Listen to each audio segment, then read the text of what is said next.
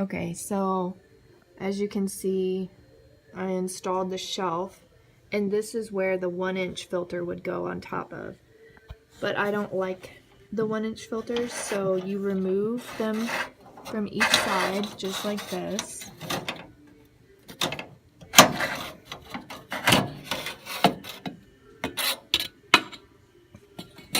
And if I had put it on this side, it would look the same, and you would just pull it out.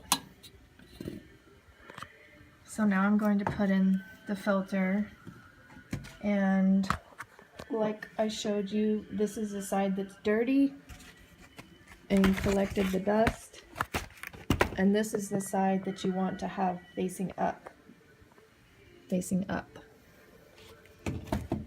It also shows you 20 by 25 by 2, which is what I want. Here's the side that I'm going to be putting down, since the airflow is coming from here, right below. We do have quite a bit of dust in my house, so these seem to work really well. I think I'm supposed to change them every 3 months. I can double check. So that's basically all it is, and I just thought I would share this in case somebody else is confused or was confused like I was. So hope that helps. If you have any questions, comment below and maybe I can help.